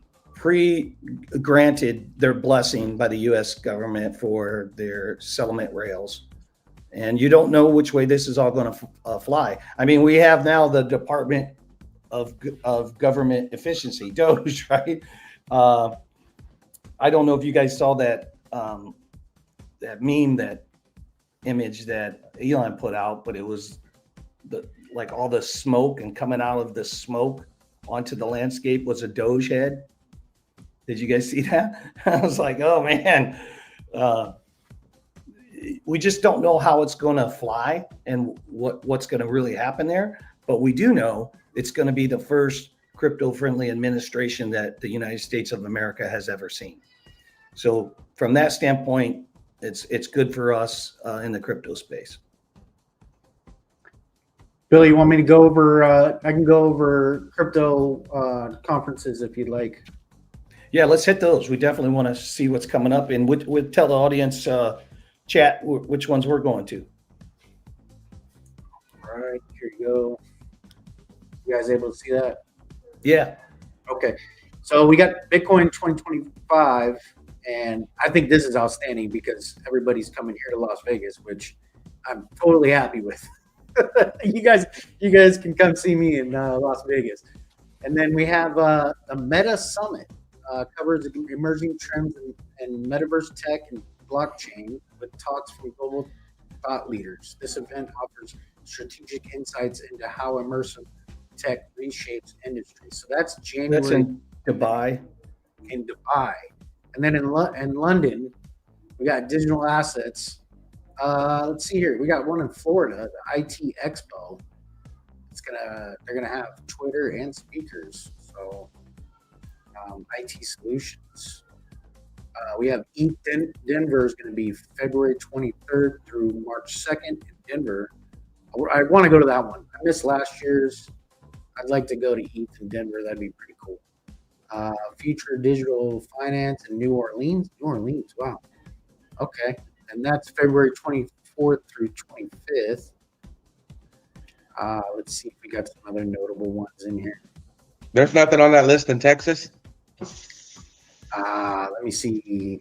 Texas. No, even Consensus is in Toronto this year. It's not in Texas. No. Consensus. You have Token 2049 in Singapore. Blockchain Live. You got ETH in Florida. So I guess Florida and Las Vegas next year, and New Orleans and Denver. Yeah, so we've been going to Bitcoin, we've been going to Consensus, and we've been going to Rare Evil. But this year, Consensus is in Toronto. I'm not sure if everybody's going to be able to make that one or not. We did go the last couple of years to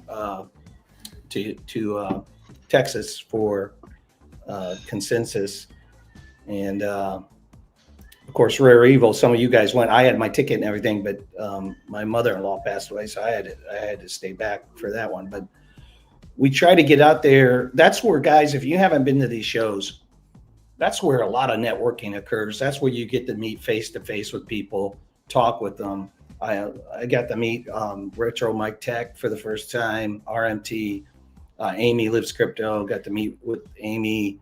Of course, you see all the regulars, the lifers, and the crypto keepers, and the regulars, Frankie Candles. But you get to meet some of the people in the community, which is what I love. I love meeting everybody that's just like we are, crypto degens. We just want to be a part of the crypto space. We want to grow together. So yeah, they're always fun. You always got to try to go to them if you can. What's up, K Dig? K Dig's in the house. Great to see you, brother. Great to see you, Jay Violet. Gains for Life again. Penny, good to see you. Thanks for stopping in to Billy Goat Tales. We appreciate you. Please make sure you guys all like and subscribe. We appreciate that. We're trying to grow our little boutique community here, and And you saw GFL, he said, do you guys invest much in gaming and NFTs? So Tony's big into games, cornucopias and things. Billy's big into NFTs. Jimmy is into NFTs. Red does nodes and NFTs. So a lot of the guys do. I'm an NFT, I'm ignorant about NFTs. So I don't know anything about them. I don't know really how to get involved with them. I haven't seen anything that was what I felt was worth my interest yet. I'm sure there have been a lot of them. Obviously, I wish I would have been into the apes early. I wish I would have got into Axie early. There's things that I wish I would have gotten into, and I see the value, but I just haven't yet. And it's a little bit confusing for me.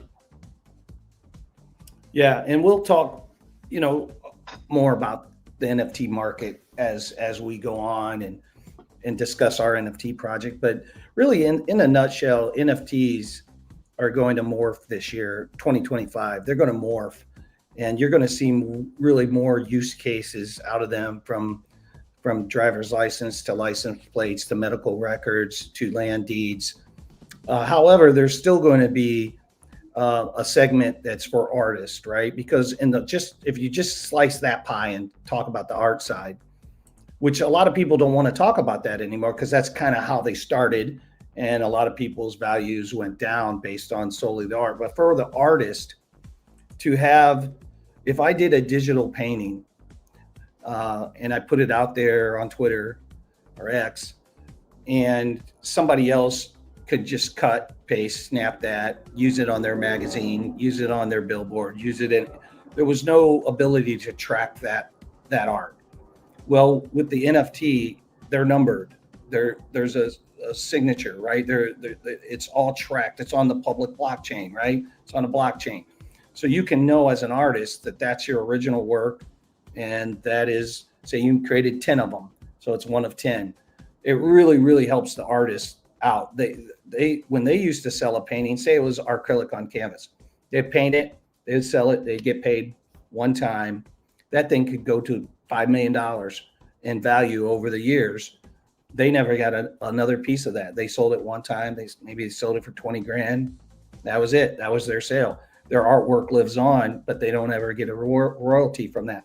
So it really helped the artist be able to say, hey, that's mine. I should get the royalty revenue from this NFT. And it helps you do that.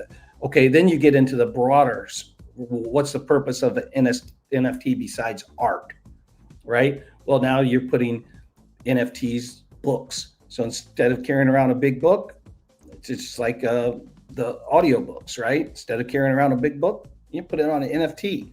Instead of all the digital screens that we all have on our phones now, right? Instead of having a hard-coded license, you have a digital license. Think about all the hunting license, the guns license, anything license related can go to NFTs. Such easier, simpler, faster, lighter, quicker. Like NFTs are getting ready to be revolutionized, I believe, in 2025. I think by the end of 2025, here's my prediction. By the end of 2025, we're all going to be sick of hearing about all these NFTs, because I think it's getting ready to explode again, like it did with Bored Apes in the very beginning days. I think it's getting ready to do that. We're going to go through this bear. Now we're in the bull. What comes at the tail end of that bull? Typically, big push into some NFT use cases.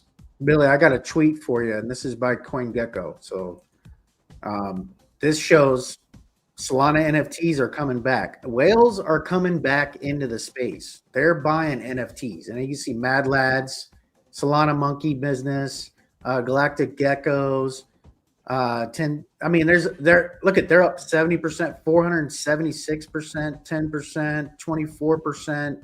I mean, money is coming back into NFTs. It's the money flow. So when people are taking profits, they're going to try to find something to put those profits in. And NFTs are one of those things people are going to put profits into. And the whales have already started to buy. So,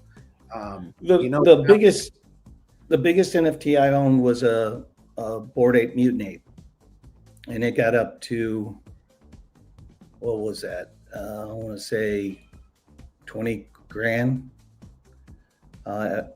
when I got into it, but just during the bear, they do everything that the coins do. They come down too. So before I got wrecked, I sold that off and cashed that back into ETH. But there's a lot going on with the Bored Apes, and we need to have Ernest on because he's very much a part of the Bored Ape Yacht Club. And that's why I'm long on ApeCoin myself, not financial advice, but I hear and see what they're doing over there with the Bored Apes and what's getting ready to come out in the NFT marketplace. And I think it's going to be good for the sector. I think they're getting ready to, with these liquid NFTs, I think it's going to change the game of NFTs. Imagine you not having to worry about, you buy an NFT for $500, $400, whatever the number is, but you don't have to worry about it going down in value, because every time there's a sale, there's a liquidity pool attached to it, and that liquidity pool adds coins to your NFT. And these coins are not market based, they're stable coins. So imagine that. So imagine like every time somebody sold a collection that you're in, say there's a collection of 10,000, and every time somebody listed on OpenSea and it sells, the part of that profit goes into your liquidity pool that's connected to your NFT that adds those coins to your NFT. So this is what's coming. So it really is going to help protect the value of that NFT. Now that's just one sliver of the whole NFT market. When you talk about licenses and medical records and land deeds, you're getting into other parts of the NFT landscape ecosystem that is also happening right now. So I think this whole NFT thing is kind of died, and everybody kind of got sick of it, and just wasn't a good play. I think she's raising her head up, and I think we're getting ready to see some really fascinating things with NFTs in 2025. Do you think that's why RXS, we were talking about the REXAS Finance, and why ONDO, that's why they're trending right now? Maybe there's something that has to do with a little bit bigger than what we thought in the past, maybe a license or something like that is right around the corner. That's total speculation. Don't know. Could be in gaming alone, the next wave of changing out these skins and their NFT skins. Gamers, I'm not a gamer. My son's a gamer. But the gamers are not at all, from what I could tell, just my humble opinion, they're not really interested in NFTs. Right. They're interested in a good game, right? However, if you're interested in a good game, and part of the game is you can upgrade your armor or upgrade to a weapon, and that weapon is something you own, and it's an NFT, and it's just part of the game. I think they're so used to flipping that stuff out, playing normal Web 2 games, that they would do it so easily with a Web 3 blockchain game. Then they're going to find out that, oh, this new guy, I've been playing this game for 2 years. This new guy needs his armor. And, oh, guess what? I can sell it for $1,000 to this guy. So it's not going to be what drives them. It's just going to be this extra little benefit that they're going to get with a Web 3 game that they're not getting with the Web 2 game. And all those integrations are occurring right now underneath our feet. So you got the whole gaming side, you have the whole art side, you have the whole licensing side, you have the whole medical record side, you have the whole DeFi side. DeFi is going to be this new category that's coming up that is going to have NFTs baked into it as well. So I'm long, like generally speaking, in 2025 on NFTs. Yeah, there's some DeFi projects that are going to integrate AI. You're going to see some pretty cool stuff to come out of DeFi, and maybe we'll have something more for you guys next week in the DeFi factor. But right now it's a little new, so we need to make sure that we get all the correct info before we bring it public to you guys. Right. Yeah. We're now just globally, broadly speaking about what we feel the NFT sector will do. None of it is financial advice. We're all just like you guys. we're speculating. Some of us are in these little corners.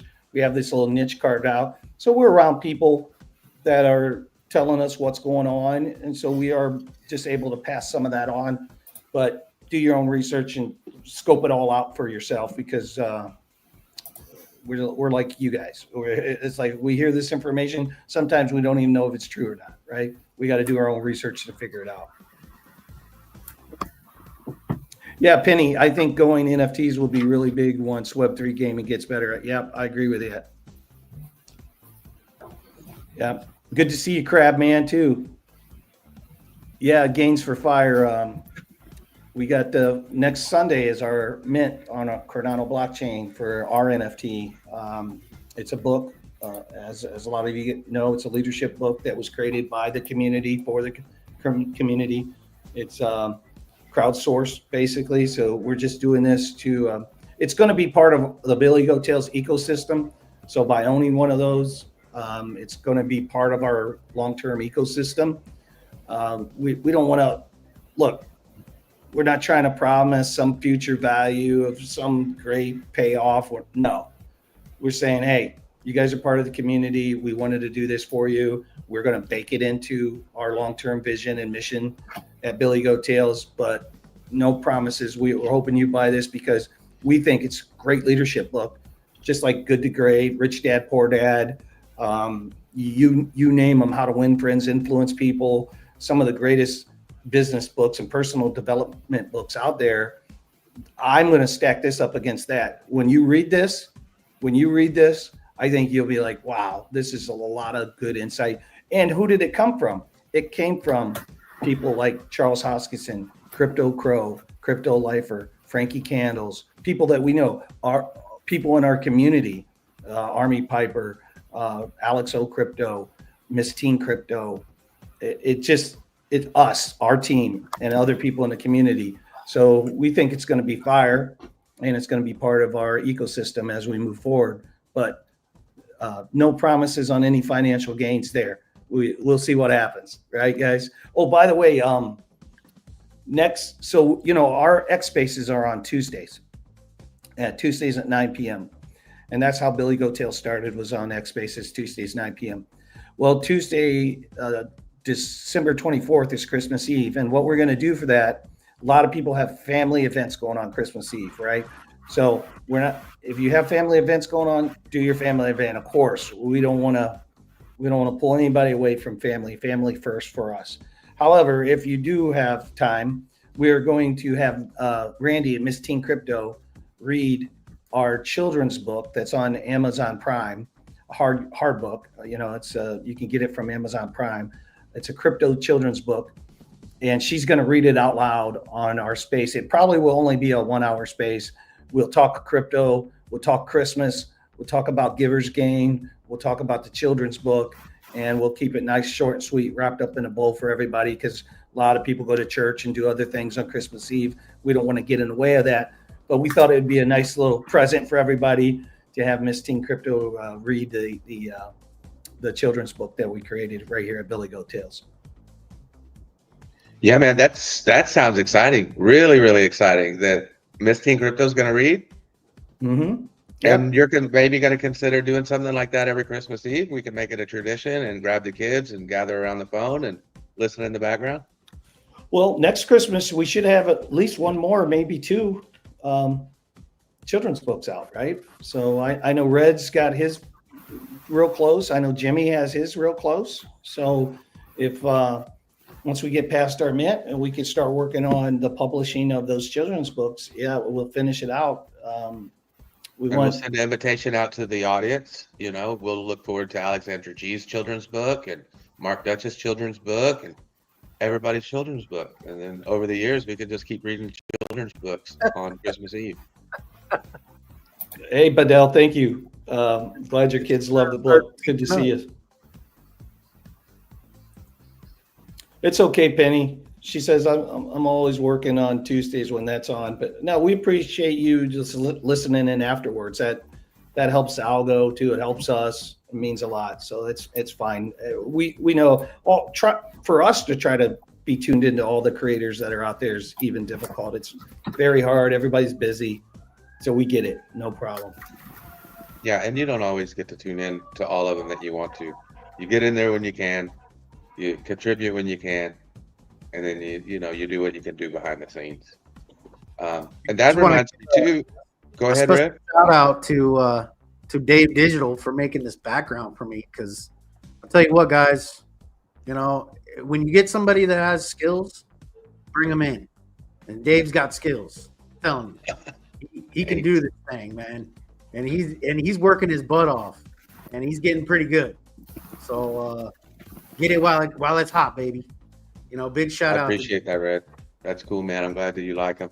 And hopefully we can, we'll just keep customizing and keep getting better. We'll learn how to get all the flaws out of them. That's for sure. Which reminds me, we can't do this by ourselves. And as we do grow and as we do get busier, I don't know if we talked about if we were going to be able to release it or not, but I'm just going to tell you guys, and I may get in trouble afterwards. So we're going to be inviting you guys. No football, Dave. No football. To help us out and to join in the process. So if there's somebody that you want us to bring on to Billy Goat Tales, if there's somebody that you want us to bring on the X Space, if there's somebody that you want us to bring on the YouTube show, we're going to put out a tweet. So be watching for that tweet in the coming week or so, that you can just copy and paste, and you can just go slide that into anybody's DMs that you want. And I encourage you, don't be scared. Use the courage that we have and go put it in any DM that you want. And just let God decide who's going to respond to us. So no matter how big, no matter how small, you don't have to vet them. They'll end up messaging us, and we'll be able to take care of all that. So as the audience, we invite you to get involved and get the people that you want to see on the show. We're going to give you a template that you can copy and paste into their DMs, and then you can just start letting them come in. And next thing you know, you guys will be running the show a lot more than we will. We'll just be your hands, your ears, your eyes, your mouth on screen. And then obviously sometimes you will be that for yourselves whenever you guys join us on screen too. So be looking for that this week on X. Yeah, and also this chat and this community is for you guys. So like Alexandra, I see RMT's in here. Throw out his channel. Same with Budell and Crypto Coin Mindset. Good folks. Darren stuff. So we're all about sharing the love. Army Piper, Alex O Crypto, Frankie Candos, Crypto Lifer, all of our friends that helped us get started from day one. We certainly want to make sure we're always sharing the love out to all those folks too. And when I met RMT, he hooked us up and connected us with people. He didn't have to spend the time to go around the show and say, hey, Billy, meet this guy. And he did that. And it means the world to me. So it's just great meeting people in the community and putting a face with them. And that's how you build your network, as just good people helping good people. Yeah. Yeah. Wifey's in here. Retro. You got to say hi to Wifey. I mean, Red Panda is the reason why, I started mining. Retro Mike is close to Red Panda. So I got to meet Retro Mike at the last Bitcoin conference, and I was very impressed. He knows a lot about crypto, and it's good to have those types of people on your corner that have a lot of knowledge about crypto and what's real and what's fake, and they give you pointers and you get alpha. So reach out to people you think you think you can learn something from them. Don't stay in your little shell. Like, say something. Get to know, love on people. That's what it is all about. So. Yeah, man. And I saw people were asking, and there's a couple people asking in the chat about backgrounds. Put a 1 in the chat if you guys would be interested in maybe a 10 or 15 minute segment on one of the shows to where we do that live and just use the tools that put together a live background, or do some of that stuff that we do behind the scenes, like a thumbnail or something like that, and just take a 10 or 15 minute segment and show you guys just how quick and easy that you can do it. Just as a quick segment. Put a 1 in the chat if you guys would be interested in that. Maybe we could put it into an episode, and then everybody will be able to make all the same backgrounds, or whatever your creativity shows. It's because we want people to, like, the next generation of creators could typically come out of a community, and so we want to have an open door where we're here to help. If that's what your goal is that what your spark is, and you want to be the next generation of crypto YouTube creation, we're here to help. I mean, and when we say that, we're not looking for anything in return. We're not here for a fee to say, yeah, we'll do this for you for 50 bucks or no. We're here to help you on your journey. We truly believe in the giver's gain philosophy with everything that we do. And we know that the golden nuggets, and they've already popped up. You know, when we go to the show and you got people like RMT introducing you to other people, that's a golden nugget, right? And through those networking events, this great things happen to you. So yeah, it's all good. I'm currently streaming on a golden nugget. They get great reception. What's that? I said I'm currently streaming on a golden nugget, and they get great reception. You look like you're at the golden nugget, man, with that background. I am going on next Friday or Saturday for the company party. Look at that view, man. That's beautiful. Yeah, it's sunset here. So DDT, what's you want to come back up and show us what's going on with Bitcoin? Sorry, I was muted. It's all right. Never let that happen again. No, it's all good. It's either muted or camera problems, one of the two. Let me just hide it. Get this quickly. So basically on a Friday, what you do is you get a consolidation called the weekend trap. So We got to see your chart though, bro. Shit. Oh, David- shit, bro. Oh, Dave needs to stop sharing, I think. I'll stop sharing right now. How do you like that? There we go. Yeah. So basically on a Friday, you get something called the weekend trap. And obviously the weekend settles. So the weekend settles the last 15-minute candle on a Friday, kind of New York session. Generally, anything below or above that forms a CME gap. And then obviously you have something called the settle as well. Not the settle, the trap, which is just the consolidation. So that was, I've just put a local golden pocket there. But the trap was from 99.2 to 100.5, 100,500. At this point now, flip the indicators back on.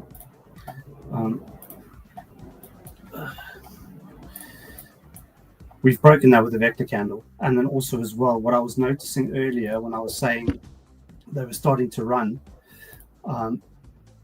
this is just open interest. You can see open interest is going down. So it's a stop hunt, stop out the shorts.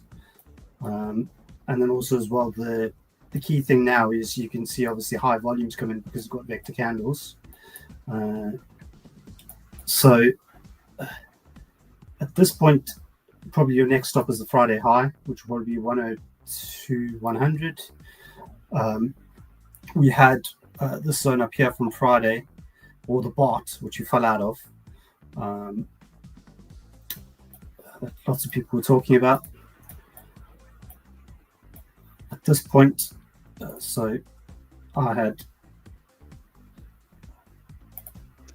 If they can get above that line and make that support, and I had kind of bounce off that a couple of times and make it a good support zone, that'd be great. Yeah, so generally what needs, I don't know why it's doing this, but generally what you hope now, to put some alerts, unusual volumes, obviously someone decided to push the green buttons. So ideally you'd want it to come back, put a higher low in. But when they're doing these liquidity sweeps, basically they generally will happen when futures open at 5 p.m. EST on a Sunday or just before. But what you have now is you had the high there. It's now back tested that, at least on the 15-minute. Kind of, so structures now, we've broken out of the range. So this was the whole weekend range, broken out. Volume coming in. We're running the stops. I don't know where we were for liquidity. Yeah, we just hit all the liquidation. So basically, this is probably Friday or even weekend shorts, kind of high leverage, 24-hour. yeah, we're still pushing through. I expect us to push to just over 102k at this point. Just yeah, still quite a big block liquidity. Not yellow, but decent enough liquidity to push above 102, 102k at this point. The volume on the candles kind of suggests it as well. The increase in volume, they're like slowly ticking it up, and then it's moved. So yeah, my thought was 102 to 103, but I don't know where I had that fib retracement. Was it this one? Yeah, so I was thinking now I'll come to the 886. Yeah, because we're So- at 786. Yeah, on Friday I literally shorted just below 102. So if I get stopped out, I'm getting stopped out slightly in profit. And I've already taken profit on the way down during the weekend or during Friday as well. So, and obviously this fib is just pulled from the. Yeah, she should put it from there. So yeah, 886 is coming in at 1022. So yeah, for the most part, looking good. But this generally, because we didn't have the sweep earlier, we have this thing called the false sweep move beginning, which this basically is, because it's a run on liquidity with open interest generally coming down. But just looking 1 hour, 4 hour, you got a 1 hour vector candle. Yeah, I would expect it to try and do a run up, because basically now as well, anyone that shorted in this wick here, obviously you got the, like I said, you got all the this liquidity above us. So that's probably where we'll and we rejected as well. We rejected this POC /886 on Friday. So the likelihood now is probably they are going to take that high. It's just no commitment coming in at the moment that I can see that it's going to push it just yet. But this is obviously setting up. Asia opens in an hour. Asia session basically starts within the hour. So obviously daily close as well. Weekly close. How did we close in the week? Weekly close is just about to come up.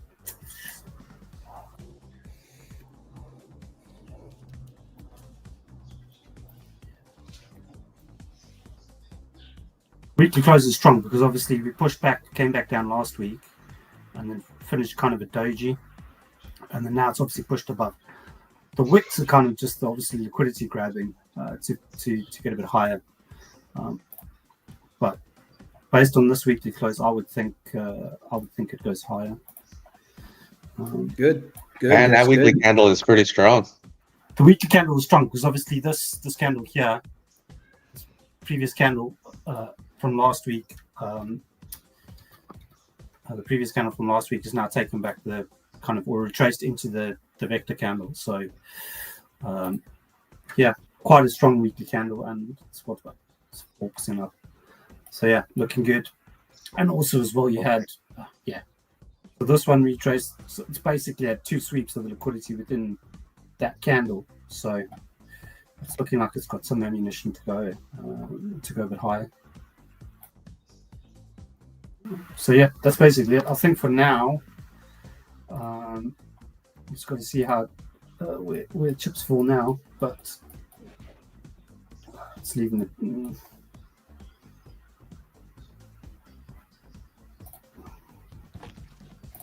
Don't freak out.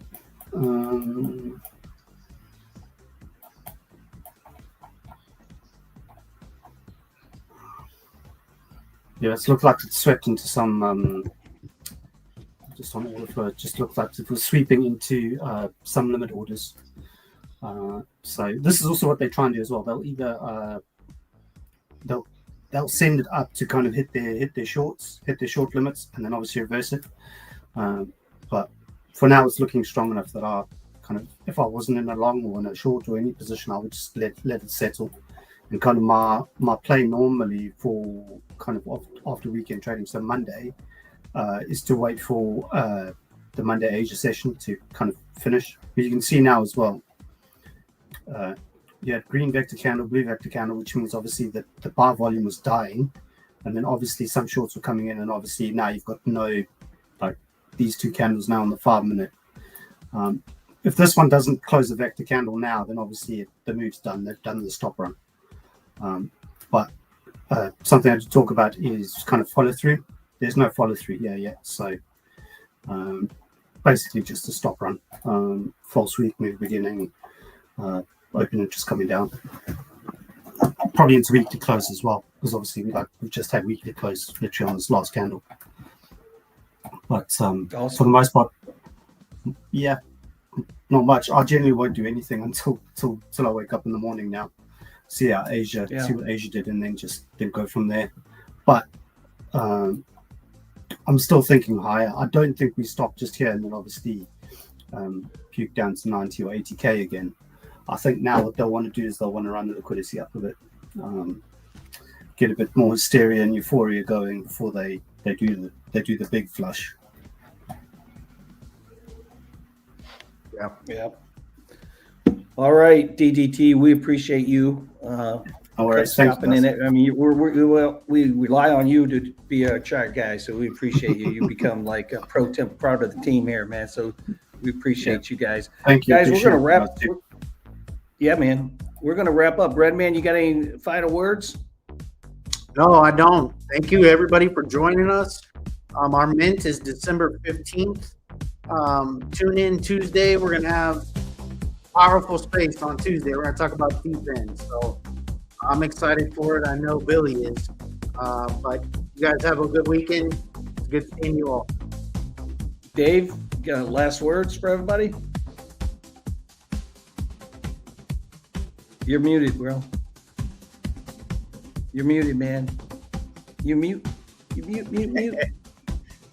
Yeah, so I know we talked about a lot of wild topics. So don't put any money in the market that you're not willing to lose. Be very smart with your money. If you're going to gamble, obviously have it. That's your extra money that you're able to gamble with. Do your own research. And also one thing that that's really helping me is when you get into a token, very much like Jason Casper does, set your plan to get out of that token at the same time. If you do it at the same time, it's not a question later when it's running. You've already taken profit a couple times. You may not get the max gains that you could get, but you're probably going to get a lot more gains than you would have gotten if you don't make a plan at the beginning. So when you buy the coin, set a couple places where you're going to sell that coin at and just let it ride, and forget about it. That's my advice. Not financial advice, of course, and I stole it from Jason Casper. That's it. It's reusable, buddy. Reusable. All right, guys. Exit strategy space as well. That might be a good topic, Billy. Yep, it would be. All right, guys. Thanks for stopping in on Billy Goat Tales. We'll see you Tuesday on X Spaces. We appreciate you all.